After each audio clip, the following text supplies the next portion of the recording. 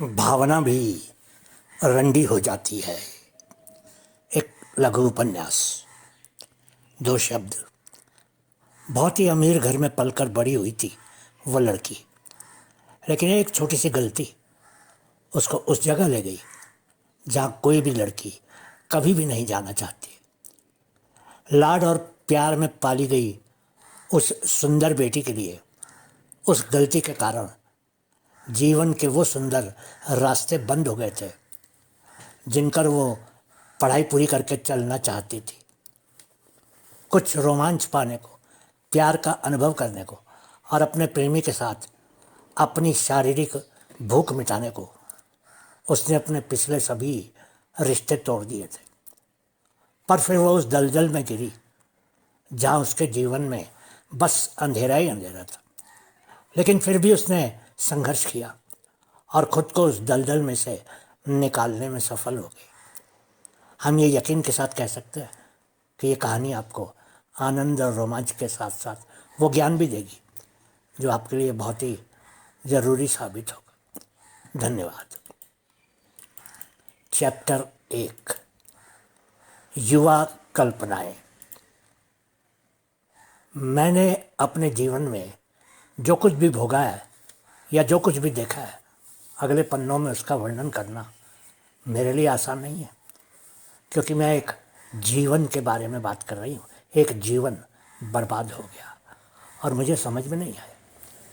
मुझे जो नुकसान हुआ है वह अपूरणीय है, लेकिन मुझे अपने जीवन के शेष वर्षों के लिए इसके साथ रहना होगा।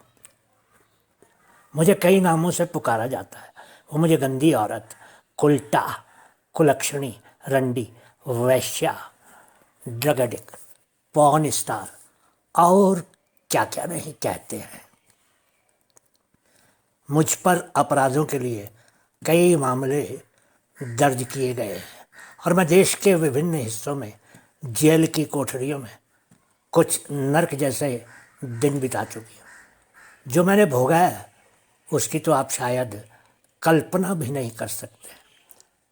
मैंने अपने सभी रिश्तेदारों को खो दिया क्योंकि वे कभी मेरे करीब भी नहीं आना चाहते थे।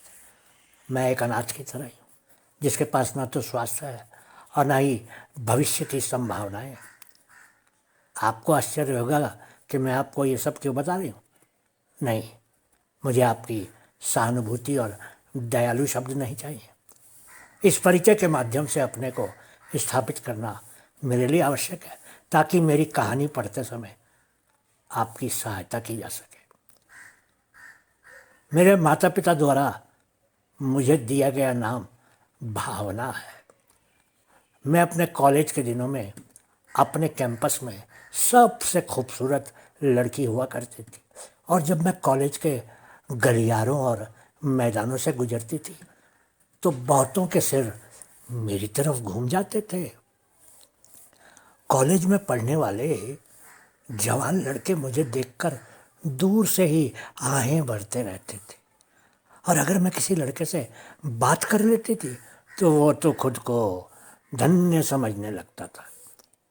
अगर कभी किसी लड़के से हाथ मिला लेती थी तो मैं उसके शरीर में उठ रही कपकपी को महसूस कर लेती थी। आप ये भी कह सकते हैं कि सभी लड़के मेरे दीवाने थे। सब कुछ मेरे हाथ में था क्योंकि मैं एक धनी परिवार से ताल्लुक़ रखती थी। मेरे पिता का एक कार शोरूम है और मेरी माँ एक पब्लिक स्कूल चलाती है। तो ऐसा कुछ भी नहीं था जो मेरे बचपन और यौवन को नीरस बना सके। मैं आज़ाद तितली की तरह थी जिसके पास उड़ने के लिए पूरा आकाश था और करने के लिए बहुत कुछ था। 6 साल पहले मैं दिल्ली विश्वविद्यालय में BA तृतीय वर्ष की छात्र थी। मध्य दिल्ली के लेडी हंसराज कॉलेज में पढ़ती थी। मैं एक प्रतिभाशाली छात्रा थी और मेरे माता पिता मेरी प्रगति से बहुत खुश थे। मैंने तय किया था कि मैं BA के बाद अंग्रेजी साहित्य में मास्टर्स डिग्री पूरी करूँगी, लेकिन मेरे लिए समय और मेरे भाग्य ने कुछ और ही सोच रखा था। BA के अंतिम वर्ष में मैं ऐसे छात्रों की संगति में पड़ गई जो अपनी कक्षाओं को बार बार छोड़कर बाहर जाया करते थे और मौज मस्ती करते थे। क्योंकि मैंने पहले ही अंतिम परीक्षा की तैयारी कर ली थी, इसलिए मैंने अपने सहपाठियों के साथ कुछ मौज मस्ती करने का फैसला किया। इसलिए मैंने अपनी कक्षाओं को भी बंक करना शुरू कर दिया और उन छात्रों के साथ घूमने फिरने और मौज मस्ती करने जाने लगी। तब मैंने सोचा तक नहीं था कि मेरे वो कदम मुझे कितने ख़तरनाक रास्ते पर ले जा रहे थे। जल्द ही मैं बियर, सिगरेट और हार्ड ड्रिंक का आनंद लेने लगी थी। वर्तमान का अधिकतम लाभ उठाने की कोशिश कर रही थी, ये सोच कर कि कुछ दिनों के बाद मैं ये सब छोड़कर अपनी पढ़ाई में वापस आ जाऊँ। मैं सोचा करती थी कि अगर कुछ दिन उन सब चीज़ों का मज़ा ले लूँगी तो कुछ बुरा नहीं होगा और मैं जब चाहूँगी वो सब कुछ छोड़ दूँगी और फिर से अपने मम्मी डैडी की अच्छी बेटी बन जाऊँगी। मैं गलत थी, क्योंकि वह मेरे जीवन की सबसे बड़ी गलती थी। फिर एक दिन मेरे जीवन में एक बहुत बड़ा परिवर्तन आ गया और वही मेरे आने वाले बर्बादी के जीवन का प्रारंभ था। उन दिनों में दिल्ली के पास नोएडा में यूथ फेस्टिवल था। हमें हमारे कॉलेज द्वारा उस युवा उत्सव में कुछ कार्यक्रमों में भाग लेने के लिए भेजा गया था। गायन प्रतियोगिता में हरमन नाम का एक लड़का था। वो लंबा हैंडसम लड़का था और मैं उसकी ओर आकर्षित हो गई। मैंने उससे पहले कभी किसी भी लड़के को उस तरह से नहीं देखा जिस तरह से मैं हरमन को देखने लगी थी। उसके रूप में ही कुछ ऐसा था जिसकी तरफ मैं खींची चली गई। और फिर उसके पास जादुई आवाज़ थी और जब वह मंच पर गा रहा था तो मैं लगभग खो ही गई थी। मैं आंखें बंद करके उसकी मीठी आवाज़ का मज़ा तो ले ही रही थी, लेकिन कल्पना कर रही थी कि मैं और हरमन अकेले थे और वो सिर्फ मेरे लिए ही गा रहा था। प्रदर्शन के बाद उन स्टॉलों की ओर चल दिया जहाँ खाने योग्य चीज़ें बेची जा रही थी। वहाँ पर छात्रों ने बहुत से स्टॉल लगाए हुए थे जहाँ तरह तरह की चीज़ें बिक रही थी। माहौल मेरे लिए अचानक ही बहुत रंगीन हो गया था। मैं भी सड़क के उन स्टॉलों पर नहीं खाती थी, क्योंकि अपने स्तर के अनुसार मुझे बड़े बड़े रेस्टोरेंट्स या मॉल्स में ही जाकर कुछ खाना सिखाया गया था। लेकिन अब मैंने सब सीमाएं पार कर ली थी और एक आम लड़की की तरह ही सब में घुलने मिलने लगी थी। मैं अपने आप को रोक नहीं पाई और मैं हरमन का पीछा करने लगी। वो एक हैमबर्गर स्टॉल के सामने रुक गया और उसने अपने लिए एक हैमबर्गर का ऑर्डर दिया और कोने में खड़ा होकर हैमबर्गर का इंतज़ार करने लगा। ना जाने मुझ में कहाँ से इतनी हिम्मत आ गई कि मैं सीधी उसके सामने जाकर खड़ी हो गई और उसकी आंखों में देखकर मुस्कुराने लगी। हेलो, मैं भावना हूँ, मैंने कहा और उसकी ओर अपना हाथ बिना किसी झिझक के बढ़ा दिया। मुझे नहीं पता कि मैंने ऐसा कैसे किया, लेकिन मेरे साथ कुछ हुआ होगा, क्योंकि इससे पहले मैं कभी भी हमारे कॉलेज में किसी लड़के के करीब तक भी नहीं गई थी। हाथ मिलाने की बात तो बहुत दूर की थी। हाँ, कभी कभी औपचारिकतावश किसी लड़के से कक्षा में हाथ जरूर मिला लेती थी, पर इस बार हरमन के साथ हाथ मिलाना कोई और ही बात थी। वो हैरान था, लेकिन वो मुस्कुराया और शिष्टाचार के लिए उसने मेरा हाथ अपने हाथ में ले लिया और सिर हिलाते हुए कहा, हेलो, मैं हरमन हूँ। उसने बताया कि वो मुंबई का रहने वाला था। मैंने उसे बताया कि मैं दिल्ली से थी और हंसराज कॉलेज में बीए के अंतिम वर्ष की पढ़ाई कर रही थी। जब मैंने उसे बताया कि मैं बीए ऑनर्स के अंतिम वर्ष में अंग्रेजी साहित्य में अपनी डिग्री पूरी कर रही थी, तो मुझे लगा कि वो भी मुझसे कुछ कुछ प्रभावित हो गया था। आपके पास एक जादुई आवाज़ है। आज जब आप गाना गा रहे थे अंदर मंच पर, तो मेरा मन कर रहा था कि आपका गाना कभी ख़त्म ही ना हो। मैंने उसकी तारीफ़ की और फिर खुद ही हंसने लगी। जी, बस यूँ ही थोड़ा सा गा लेता हूँ, ये मेरा जुनून है। मुंबई में इंजीनियरिंग कॉलेज में पढ़ता हूँ, लेकिन मैं वहाँ एक बैंड के लिए गाता हूँ। हम ज़्यादातर बार और रेस्टोरेंट में प्रदर्शन करते हैं, लेकिन मुझे उम्मीद है कि किसी दिन मैं इसे बड़ा कर दूँगा और शायद फिल्मों में भी गाऊँगा, अगर मेरे भाग्य ने मेरा साथ दिया तो। वो मुस्कुराया। मुझे उसकी मुस्कान बहुत अच्छी लगी और मेरा मन किया कि वो मुस्कुराता रहे और मैं उसको देखती रहूं। उसने मुझे अपने साथ एक बर्गर खाने के लिए आमंत्रित किया और मैंने प्रस्ताव स्वीकार कर लिया। हमने लगभग 1 घंटा साथ बिताया और हमने अपने फ़ोन नंबर और ईमेल आईडी का आदान प्रदान किया। मैं खुश थी कि मुझे अपना दोस्त बनाने के लिए एक उपयुक्त लड़का मिल गया था। जो चीज़ मुझे उसके बारे में पसंद आई वो ये थी कि वो ज़मीन से जुड़ा हुआ इंसान था और घमंड तो उसको छूकर भी नहीं गया था।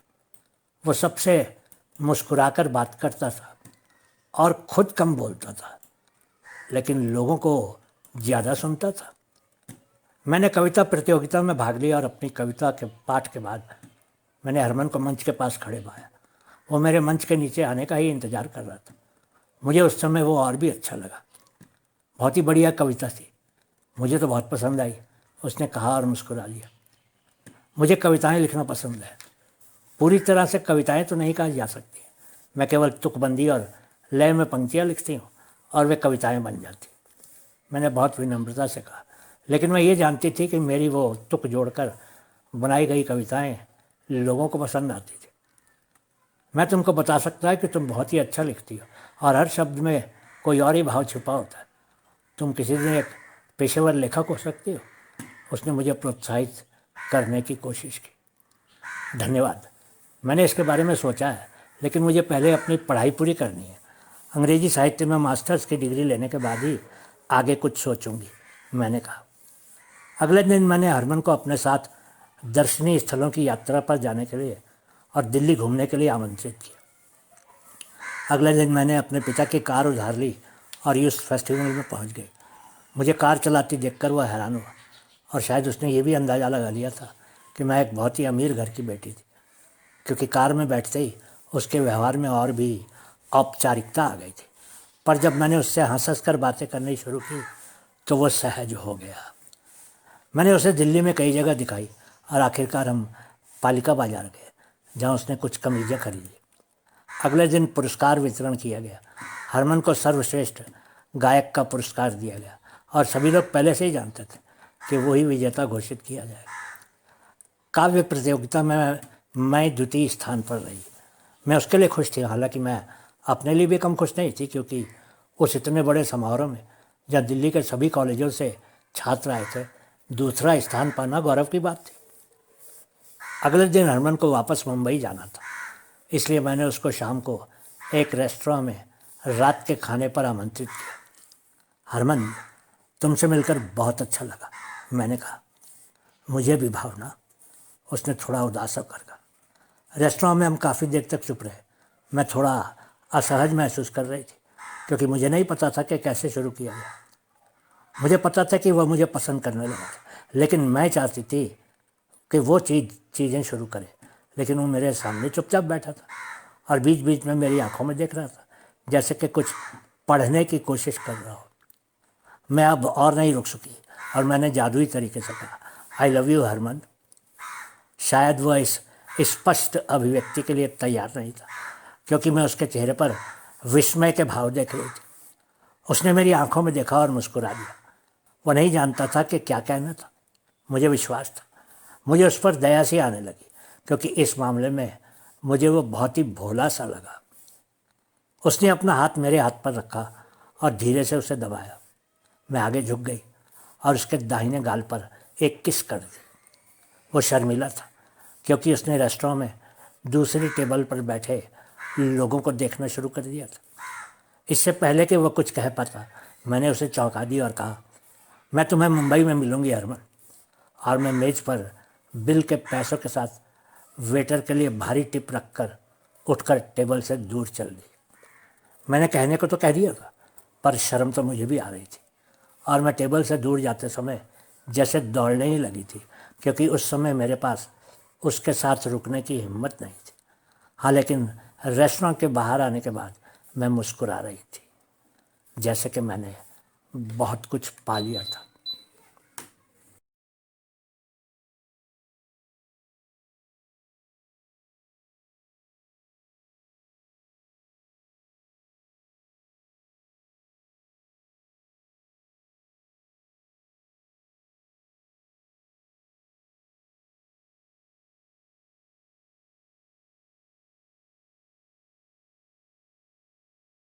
भावना भी रंडी हो जाती है। चैप्टर 2, अवज्ञा।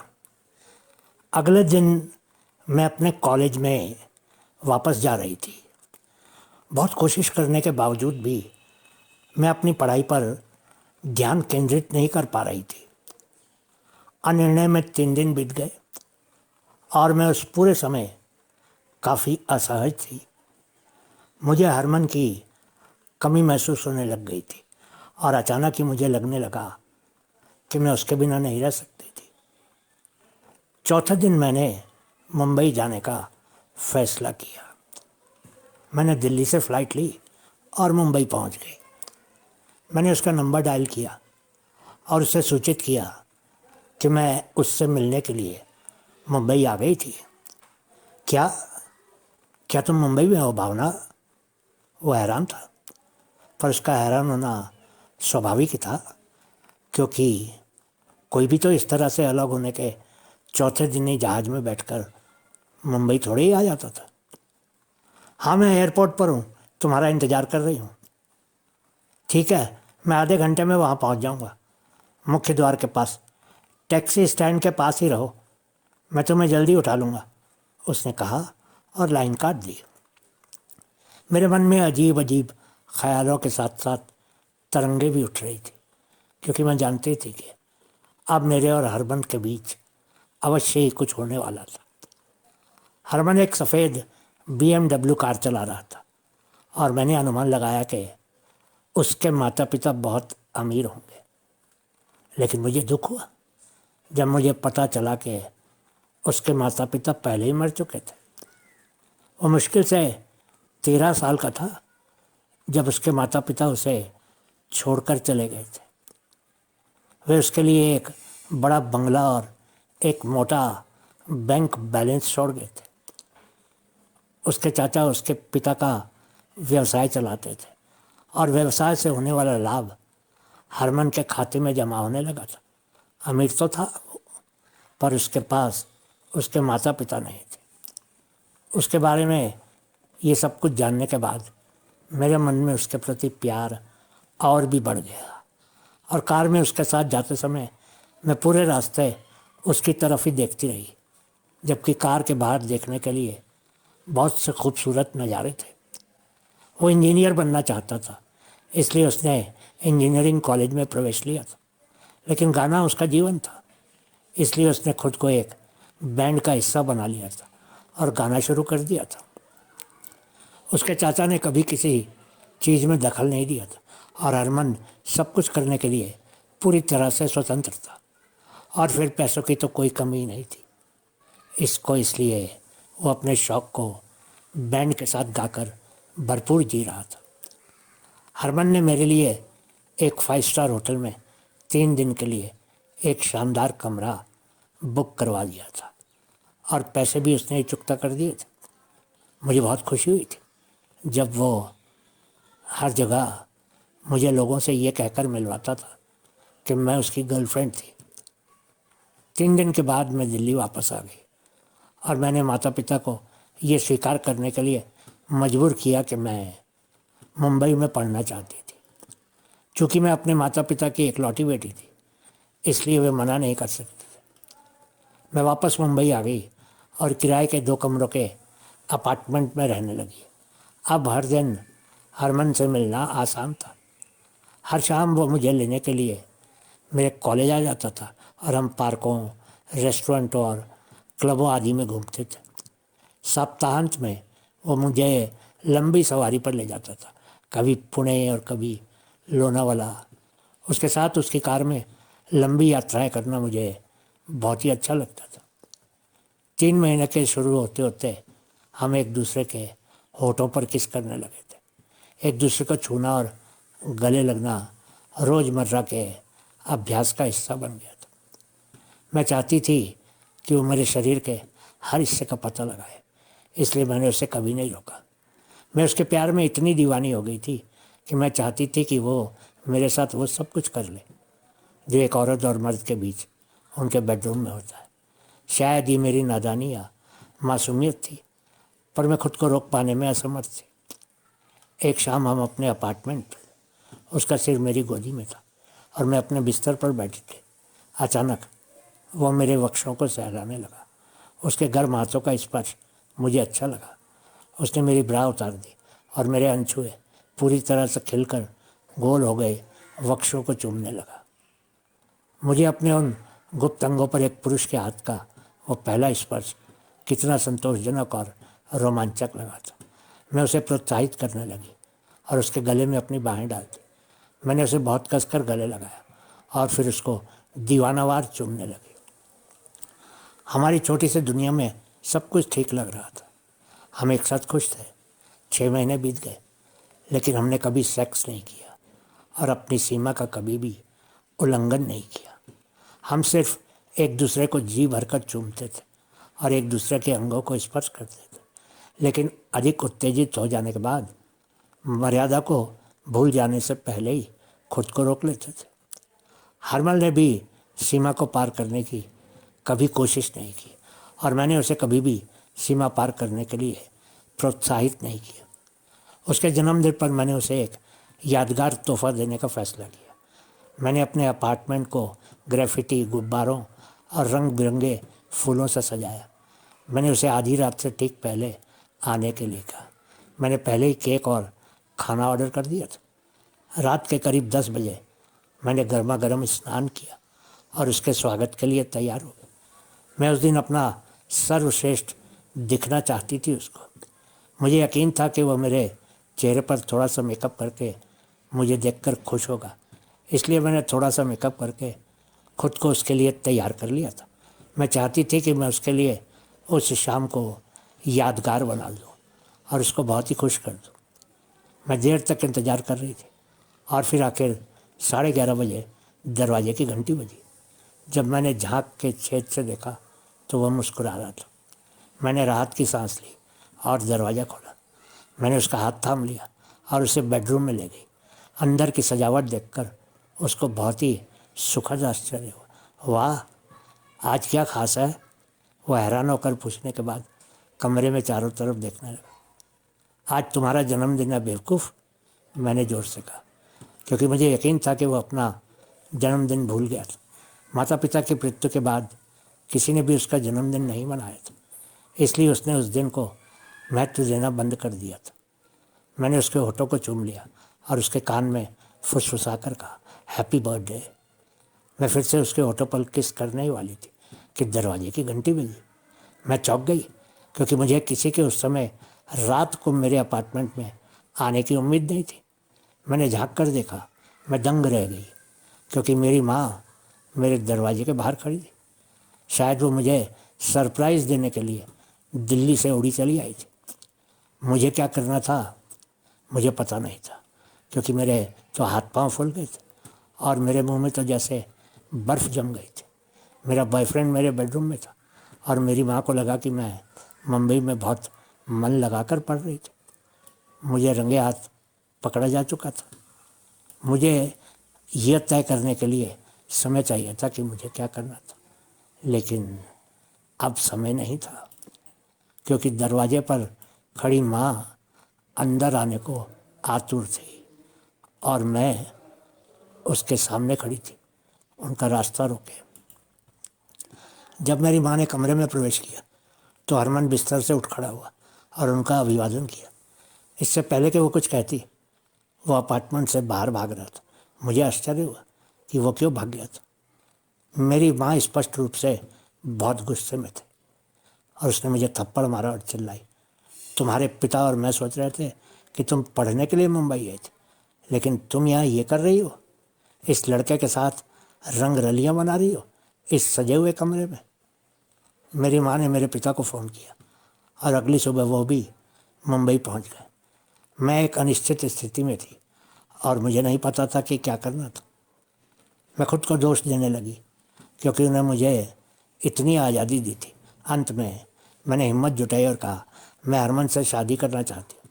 वो बहुत अच्छे अमीर ख़ानदान से और बहुत अच्छा लड़का है। अब तुम अपने उद्देश्य के बारे में भूल गई हो। तुम तो अपनी मास्टर्स की डिग्री प्राप्त करना चाहती थी और एक लेखक बनना चाहती थी। मेरे डैडी ने बहुत ही ज़ोर से चिल्लाकर मेरी तरफ बड़ी बड़ी लाल आँखों से घूरते हुए कहा, इससे पहले कि मैं अपना बचाव कर पाती, उन्होंने उठकर मेरे चेहरे पर थप्पड़ मार दिया। मैं दंग रह गई, क्योंकि पूरे जीवन में उन्होंने कभी मुझे गुस्सा तक नहीं किया था। मुझे थप्पड़ मारना तो कल्पना से परे की बात थी। मैं कुछ भी नहीं सुनना चाहती हूँ। मैं एक बालिग हूँ और मैं तय कर सकती हूँ कि मेरे लिए क्या अच्छा है और क्या बुरा। मैं रोने लगी, लेकिन उस समय मुझ में जाने कहाँ से इतनी हिम्मत आ गई थी कि मैं अपने मम्मी डैडी के सामने इस तरह खुलकर बोलने लगी थी। मेरे माता पिता एक सप्ताह तक मेरे साथ रहे और हम साथ साथ घूमे। उन्होंने हर तरह से समझाने बुझाने की कोशिश की और मुझे खुश रखने की कोशिश की, और उन्होंने मेरे लिए ढेर सारी चीज़ें भी खरीद दी।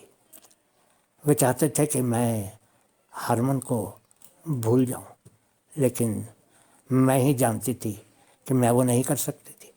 हालांकि मैंने उस समय मम्मी डैडी के सामने हाँ में सिर हिलाकर उनकी बात मान लेने का संकेत किया था। मुझे लगता है कि अब तुमको दिल्ली वापस आ जाना चाहिए। मेरे पिता ने मेरी तरफ देखते हुए ज़ोर से कहा, नहीं पिताजी, मेरी अंतिम परीक्षाएं निकट हैं और मुझे उनकी तैयारी करनी है। मैंने स्पष्ट किया कि मैं दिल्ली वापस नहीं जा सकती थी। तो अंत में ये तय किया गया कि मेरी माँ परीक्षा पूरी होने तक मेरे साथ रहेंगी और फिर हम दिल्ली वापस चले जाएंगे। एक रात जब मैं सोने ही वाली थी कि मेरे फ़ोन पर एक मैसेज आया। मेरी माँ पहले से ही दूसरे कमरे में सो रही थी। संदेश हरमन का था। मैं दबे पांव मुख्य दरवाजे की तरफ चल दी और जल्द ही मैं अपने अपार्टमेंट से बाहर आ गई थी। हरमन वहाँ बाहर मेरा इंतज़ार कर रहा था, पर वो बहुत उदास और शांत दिख रहा था। मैं तुम्हारे लिए एक और मोबाइल फ़ोन लाया हूँ। तुम्हारी माँ तुम्हारा फ़ोन चेक कर रही होगी, इसलिए तो तुम इसे कहीं छिपा कर रख देना। मैं तुमको केवल मैसेज भेजा करूँगा। इस फ़ोन को साइलेंट मोड पर रखना ताकि तुम्हारी माँ को इसकी घंटी की आवाज़ न सुनाई दे। उसने मुझे एक फ़ोन दिया और चला गया।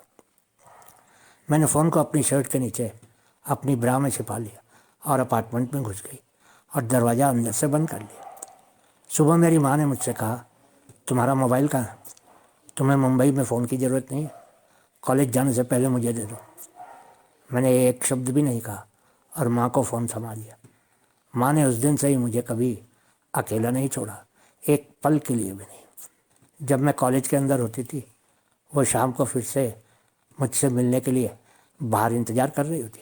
जाहिर है वो मेरे साथ कोई चांस नहीं लेना चाहती थी। मैं खुश थी क्योंकि हरमन का फ़ोन मेरे पास था और हम नियमित रूप से एक दूसरे से बात कर रहे थे, एक दूसरे को मेरे घर के अंदर होते समय मैसेज भेजकर, और जब मैं कॉलेज में होती थी फ़ोन पर बातें करके। अंत में हमने तय किया कि हमें भाग जाना चाहिए। मैं अपनी माँ के प्रति बहुत विनम्र व्यवहार करने लगी। मेरे व्यवहार में अचानक हुए इस परिवर्तन को देखकर वो निश्चित रूप से हैरान थे। वो मेरे साथ विनम्रता से बात करने लगी और बहुत खुश लग रही थी। वो अक्सर दिल्ली में मेरे पिता को फ़ोन करती थी और उन्हें बताती थी कि मैं ठीक थी और मैं बिल्कुल बदल गई थी और उस लड़के को भूल गई थी जिसको उन्होंने मेरे बेडरूम में कुछ दिन पहले देखा था। 2 दिन बाद मेरे पिता मुंबई में थे। उन्होंने मुझे एक युवक की तस्वीर दिखाई। उन्होंने बताया कि उस युवक का नाम राजीव था।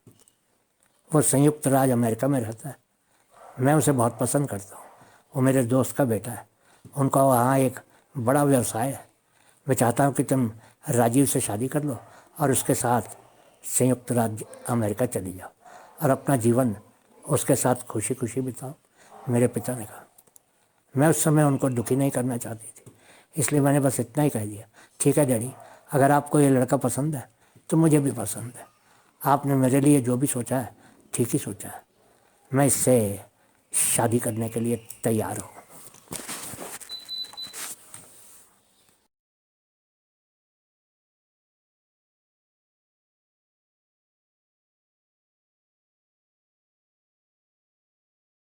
भावना भी रंडी हो जाती है।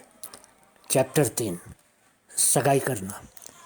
दिल्ली में एक औपचारिक समारोह का आयोजन किया गया था। मैं समारोह के लिए दिल्ली गई थी। राजीव अपने माता पिता के साथ कुछ दिनों के लिए अमेरिका से दिल्ली आया था। हर कोई खुश लग रहा था क्योंकि मेरी सगाई एक NRI अप्रवासी भारतीय से हुई थी और मुझे अपनी शादी के बाद अमेरिका जाना था। उसके बाद मुझ पर कोई पाबंदी नहीं थी, क्योंकि मेरे माता पिता का मानना था कि मैं सगाई से खुश थी। मैंने अपनी आज़ादी वापस जीत ली थी और बहुत ही आसानी से मम्मी और डैडी को चकमा दे दिया था कि मैं उस अमेरिका वाले राजीव से सगाई करके बहुत ही खुश थी। अगले दिन सगाई समारोह के बाद मैंने वापस मुंबई के लिए उड़ान भरी। मैंने हरमन को फ़ोन किया और कहा कि मैं एक बार फिर आज़ाद थी। मैंने उससे कहा कि सब कुछ ठीक हो गया था और हम भाग सकते थे, मुंबई और दिल्ली से कहीं दूर जा सकते थे और आगे के जीवन के बारे में योजना बना सकते थे। मेरे बैंक खाते में करीब 1 लाख रुपए थे। मेरे पास बहुत सारे सोने के जेवर थे। 2 दिन बाद मैंने अपने सारे कपड़े और गहने एक बैग में रख लिए और हरमन को फ़ोन किया। मैं तुमको 10 मिनट में लेने आऊँगा, हरमन ने कहा और लाइन काट दी। मैंने अपने पिता को एक पत्र ईमेल किया जिसमें बताया कि मुझे खेद था, क्योंकि मैं उनकी पसंद के व्यक्ति से शादी नहीं कर सकती। हरमन और मैं अपने माता पिता से दूर, मुंबई से दूर, दिल्ली से दूर गोवा पहुँचे। हमने बस से यात्रा की थी, क्योंकि हरमन की BMW कार को आसानी से खोजा जा सकता था। गोवा में हमने एक स्टार होटल में कमरा बुक किया। मैंने सोचा था कि ये एक साथ एक बहुत ही खुशहाल जीवन की शुरुआत थी, लेकिन मैं गलत थी, क्योंकि मैंने वास्तव में एक ऐसा रास्ता चुन लिया था जिसमें भविष्य अंधकारमय साबित होने वाला था। लेकिन हरमन के प्यार में मैं इतनी अंधी हो गई थी कि मैंने किसी और चीज़ के बारे में सोचा ही नहीं था और तुरंत ही भागकर उसके साथ मुंबई से गोवा आ गए थे। हमने करीब 10 मिनट तक प्यार किया और जल्द ही हम थक गए। जब हम चरम सीमा में पहुँचे तो अचानक ही एक विस्फोट हुआ और उसके शुक्राणु मेरे अंदर प्रवेश कर गए और मुझे वो मेरे अंदर गर्म महसूस करवाने लगे।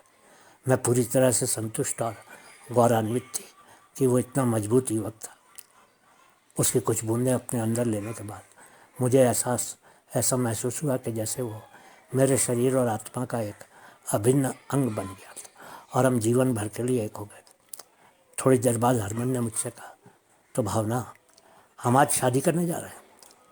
मैंने मुंह से तो कुछ नहीं कहा, लेकिन मैंने उसे कसकर गले लगा लिया। सुबह के लगभग 11 बजे हम एक चर्च में थे और पुजारी ने कुछ सवाल पूछे और हमारी शादी की व्यवस्था कर दी। मैं हमेशा से चर्च में शादी करना चाहती थी, हालांकि मेरे माता पिता ने मंदिर को प्राथमिकता दी होती, क्योंकि वे हिंदू धर्मनिष्ठ हैं। हरमन ने पहले ही एक फ़ोटोग्राफ़र को बुलवा लिया। उसने शादी समारोह की तस्वीरें ली। हम पति पत्नी के रूप में चर्च से बाहर निकले। मैं खुश थी कि अब मैं मिसेज़ हरमन थी और मुझे यकीन था कि मेरे माता पिता अब कुछ नहीं कर पाएंगे। मुझे लगता है कि हमें मुंबई वापस जाना चाहिए और अपनी पढ़ाई पूरी करनी चाहिए मेरी जान, हरमन ने मेरे होठों को बहुत ही प्यार से चूमते कहा और मुझे एक बहुत ही सुखद मुस्कान थी। मैं खुश थी, लेकिन मुझे लगा कि वह थोड़ा उदास लग रहा था। क्या कुछ गड़बड़ है हरमन? मैं परेशान थी। उसने कहा, हाँ, कुछ देर पहले मैंने अपने चाचा को हमारी शादी के बारे में बताया, लेकिन मेरे चाचा ने मुझे अपनी पसंद की लड़की से शादी नहीं करने पर मेरे हिस्से का पैसा देने से इनकार कर दिया। मैं अपना खुद का व्यवसाय शुरू करना चाहता हूँ और मुझे कुछ पैसे चाहिए। अब चाचा तो पैसे देंगे नहीं और मैं जानता हूँ कि अब तो व्यापार शुरू नहीं होगा। हरमन, मेरे पास मेरे सारे गहने हैं, इसलिए पैसे की कोई समस्या नहीं। मेरे गहनों की कीमत लगभग 30 लाख रुपए है। तुम उनको बेचकर उन पैसों से कोई भी काम शुरू कर सकते हो। मैंने उसकी आंखों में देखते हुए कहा। हम 3 दिन गोवा में रहे और साथ में कई जगह घूमे। वो बहुत खुश लग रहा था।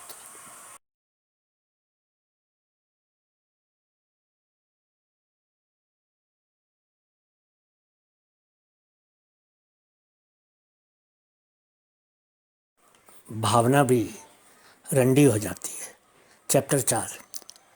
उन्होंने मुझे एक वेश्या बना दी। हमारा हनीमून खत्म हो चुका था और हमने एक एक पल का भरपूर आनंद लिया था। 2 हफ्तों के बाद हम वापस मुंबई आ गए। हमने अपने अपार्टमेंट से दूर एक छोटा सा घर किराए पर ले लिया। मैंने अपनी माँ को फ़ोन किया और उन्होंने मुझे बताया कि मेरे पिता और मेरा चेहरा दोबारा नहीं देखना चाहते। मैं दंग रह गई थी। मैं सोचने लगी कि कहीं मुझसे कोई गलती तो नहीं हो गई थी। अगली सुबह हरबन ने मुझसे कहा कि मैं उसे अपने गहने दे दूँ। मैं खुश थी कि वो एक नया व्यवसाय शुरू करने जा रहा था। मैंने अपने सारे गहने एक छोटे से बैग में इकट्ठा किए और हरमन को सौंप दिए।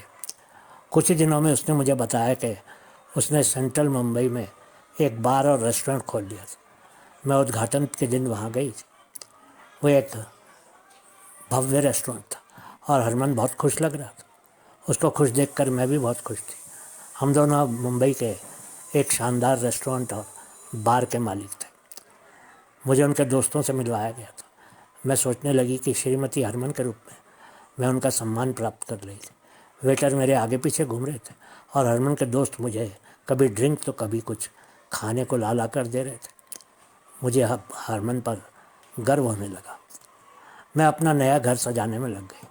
हरमन पर अपना सारा प्यार बरसाने की कोशिश कर रही थी और उसको हर हाल में खुश रखने की कोशिश करती थी। वो भी मेरा बहुत ख्याल रखता था और हर शाम मुझे कहीं ना कहीं घुमाने ले जाता था। अगले कुछ महीने मेरे लिए सुखद रहे। हरमन मुझे रेस्टोरेंट, क्लब, शॉपिंग मॉल और कई अन्य जगहों पर ले गया। उसका रेस्टोरेंट अच्छा चल रहा था और आमदनी भी अच्छी थी। एक शाम उसने सचमुच मुझे विस्की का एक पैग लेने के लिए मजबूर किया। मैंने अपने जीवन में कभी कोई हार्ड ड्रिंक नहीं पी थी। अपने पहले पैग के बाद मुझे अच्छा लगने लगा। उस दिन के बाद मैं उसके साथ विस्की पीने लगी। मैंने पहले ही कॉलेज जाना बंद कर दिया था क्योंकि मैं लेखक नहीं बनना चाहती थी। मैं हरमन के बच्चों की माँ बनना चाहती थी और एक परिवार का पालन पोषण करना चाहती थी। एक सुबह हरमन ने मुझसे कहा कि वो मुझे सरप्राइज़ देना चाहता है। उसने मुझे अपने कपड़े पैक करने के लिए कहा। मैं हैरान थी, लेकिन मैंने उसकी बात मानी और जल्द ही मैं एक पैक बैग लेकर तैयार हो गया। हरमन जब मुझे लेने आया तो वह नीली मारुति कार चला रहा था। मैंने उसकी BMW के बारे में पूछा। उसने कहा कि उसकी BMW गाड़ी मरम्मत के लिए गैरेज में थी। मुझे इससे ऐतराज़ नहीं था। कार में उसके साथ उसके 2 दोस्त भी थे। हम लोनावला जा रहे थे। उन्होंने वहाँ 3 दिन के लिए एक फार्म हाउस किराए पर लिया था। शाम को हमने ड्रिंक की। उस शाम हरमन ने मुझे विस्की के 4 पैक पीने के लिए मजबूर किया। मैं नशे में थी और मेरी जीभ हकलाने लगी थी। जल्द ही मेरी आंखें बंद हो गई। उन्होंने सोचा कि मैं सो रही थी, लेकिन ऐसा नहीं था, क्योंकि मैंने सोफे पर लेटकर सिर्फ अपनी आंखें बंद कर ली थी और उन तीनों की बातों को सुन रही थी। तभी अचानक मैंने हरमन को एक दोस्त को कहते सुना, तो आखिर में हरमन, तुमने इतना सफल नाटक रच ही दिया और इस लड़की को अपने जाल में फंसा ही लिया। हरमन ने हंसकर कहा, तुम लोगों की पैसों के द्वारा की गई मदद और किराए पर ली गई सफ़ेद BMW कार के बिना ये संभव नहीं हो सकता था।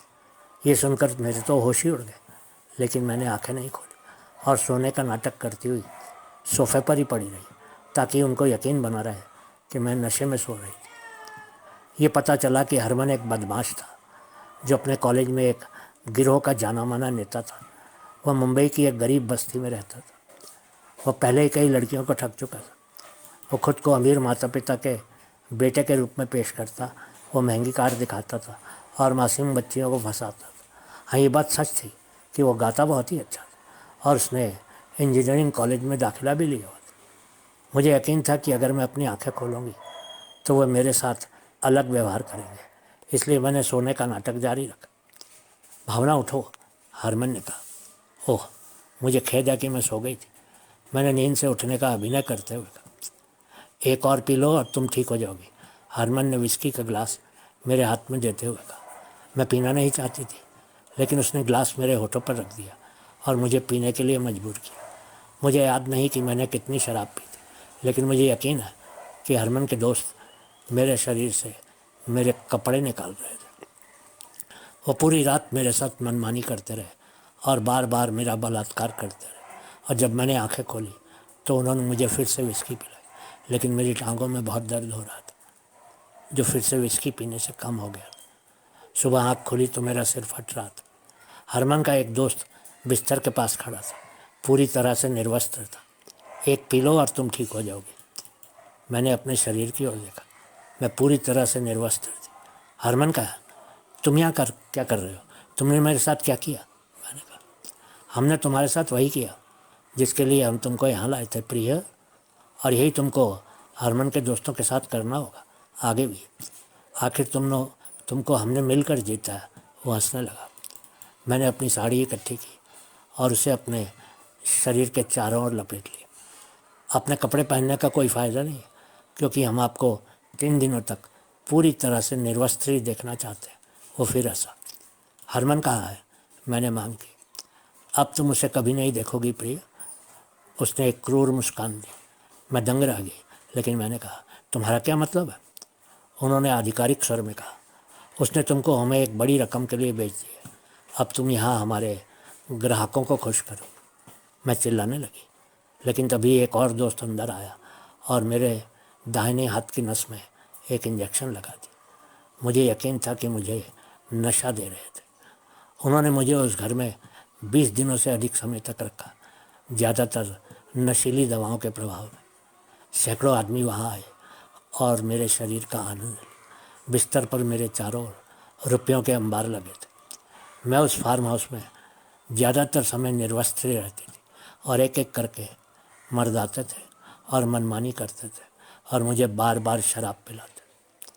जब उनको लगता था कि मैं बिल्कुल ठीक थी और होश में आ गई थी, तो वो लोग मुझे खाना खिलाते थे और फिर से इंजेक्शन लगाकर नशे में डुबा देते थे। मुझे नहीं पता था कि आगे मेरे साथ क्या होने वाला था।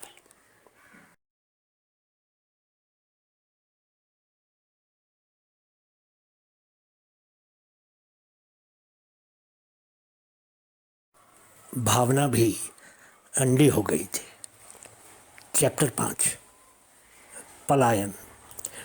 लगभग 1 महीने के बाद मैंने विरोध करना बंद कर दिया और उसके दोस्तों के साथ सहयोग करना शुरू कर दिया। दोनों ग्राहकों को फार्म हाउस में ले आते थे और उन ग्राहकों को मेरे पास छोड़कर चले जाते थे। उन्होंने घंटे के हिसाब से पैसे जमा करने शुरू कर दिए थे। मुझे ग्राहकों से पता चला कि उन्होंने मेरे साथ सेक्स के 1 घंटे के लिए 20,000 रुपये से ज़्यादा का भुगतान किया। मुझे एहसास हुआ कि मैं उनके लिए 1 हफ्ते से ज़्यादा समय से काम कर रही थी। मैं वहाँ से भागना चाहती थी, लेकिन मुझे नहीं पता था कि ये कैसे संभव होगा और फिर मैं कहाँ जा सकूँगी, क्योंकि मैं अपने माता पिता के पास वापस नहीं जा सकती थी। मैं मुंबई में नहीं रह सकती थी, क्योंकि हज़ारों लोगों ने मुझे पहले ही प्रयोग कर लिया था और मैं एक महंगी वेश्या बन गई थी और बहुत से लोग मुझे पहचानने लगे थे। बस इसलिए मुंबई में रहना मेरे लिए संभव नहीं था। एक सुबह मैंने पाया कि हरमन के 2 दोस्त अभी भी सो रहे थे। मेरा आखिरी ग्राहक मुझे प्रयोग करने के बाद ही सो गया था। मैंने जल्दी जल्दी कपड़े पहने और उस फार्म हाउस के मुख्य द्वार से बाहर निकल गई और फिर एक अनजान दिशा की तरफ दौड़ने लगी। चूँकि फार्म हाउस ग्रामीण इलाके में था, इसलिए मैंने खुद को जंगल में पाया। मैं घंटों दौड़ती रही। अचानक मैंने खुद को एक मुख्य सड़क के सामने पाया। एक कार मेरे पास रुकी। एक अधेड़ उम्र का आदमी कार चला रहा था। क्या आप मुझे शहर तक लिफ्ट दे सकते हैं। मैं इस तथ्य को छिपाने की कोशिश कर रही थी कि मैं बहुत ही डरी हुई थी।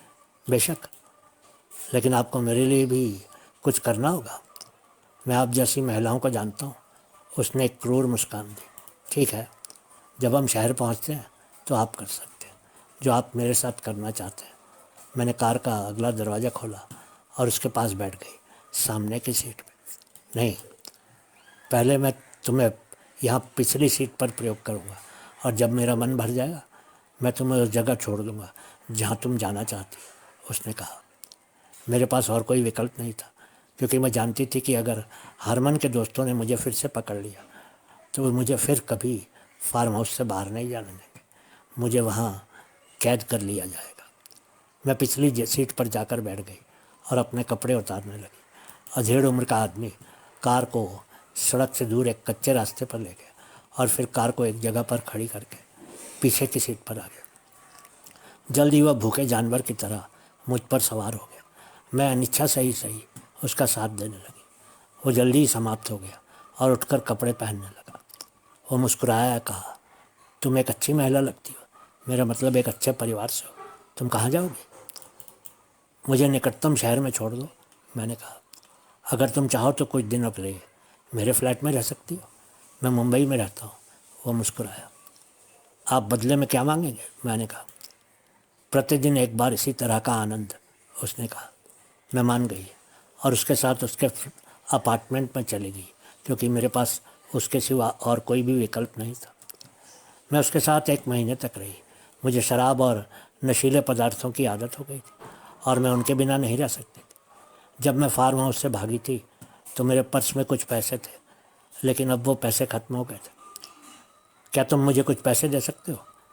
मैंने एक दिन अधेड़ आदमी से कहा। कितने? 1,000 रुपये। मैंने कहा, तुमको पैसे की आवश्यकता क्यों? तुम यहाँ खाती हो, तुम मेरी विस्की पीती हो, तुम्हें और क्या चाहिए? वो संदिग्ध लग रहा था। मुझे कुछ दवाएं खरीदनी है। मैंने उससे झूठ बोला। मैं उसे नहीं बता सकती थी कि मुझे कुछ ड्रग्स खरीदने के लिए पैसों की ज़रूरत है। ठीक है, लेकिन मुझे लगता है कि अब तुम्हें मेरा घर छोड़ देना चाहिए। उसने मुझे 1,000 रुपये देते हुए कहा। मैं घर से बाहर आई और सोचने लगी। मेरे पैर कांप रहे थे और मैंने तुरंत ड्रग की ज़रूरत थी। मैं एक गली में घुसी तो वहाँ कुछ बदमाश मिले। मैंने 200 रुपये दिए और वहाँ कोकीन की एक छोटी सी प्लास्टिक की थैली खरीदी, जिसमें करीब 2 ग्राम सफ़ेद कोकीन थी। मैंने टैक्सी ली और बस स्टेशन पहुँच गई। मैं अपने हनीमून की जगह गोवा के लिए एक बस में सवार हो गई। मुझे विश्वास था कि मैं वहाँ पर्यटकों को अपनी शारीरिक सेवाएं देकर बदले में कुछ अच्छा पैसा कमा लूँ। मैं 6 महीने गोवा में रही और हर रात अलग अलग होटलों में मर्द ग्राहकों को अपनी सेवा देकर 10 लाख रुपए से ज़्यादा बचा लिए। मैंने एक अपार्टमेंट किराए पर लिया और एक कार खरीदी। मेरे पास मेरे 3 टेलीफोन नंबर और 2 दलाल थे जो मेरे लिए ग्राहक लाने लगे। मैंने 1 घंटे के लिए 5,000 रुपये तय किया था, मेरे शरीर का भाव। और मुझे यह देखकर आश्चर्य हुआ कि सैकड़ों पर्यटक मेरे पास बार बार आते थे। मुझे लगा कि हमारा देश एक सेक्स का भूखा देश था। अब मैं अपने माता पिता की जानकारी के बिना दूसरे कॉलेज में प्रवेश लेने के लिए दिल्ली वापस जाने के बारे में सोच रही हूँ। मैं अपनी पढ़ाई पूरी करने और अमेरिका पहुंचकर वहाँ एक नया जीवन तलाश करने की योजना बना रही हूँ। 1 साल बाद मैंने अमेरिका में राजीव का नंबर डायल किया। मुझे आश्चर्य हुआ क्योंकि वह अभी तक अविवाहित था। आप कहाँ हैं भावना? उन्होंने कहा। मैं यहीं हूँ, भारत में, और मैं ठीक हूँ। मैंने कहा, आपके पिता का कुछ महीने पहले निधन हो गया था और आपकी माँ रायपुर में अपने चाचा के साथ रहने चली गई है। उन्होंने कहा, क्या तुम पहले से शादीशुदा थे राजीव? मैंने कहा, अपने पत्ते की खोलने की कोशिश कर रही थी। अब मैंने तय किया था कि हरमन ने मुझसे जो छल कपट किया था, मैं अब उसको ही आगे प्रयोग करने वाली थी। नहीं, मैं शादीशुदा नहीं हूँ। क्या तुम मुझसे शादी करोगी भावना? उन्होंने कहा, ठीक है, दिल्ली आओ और मुझसे मिलो।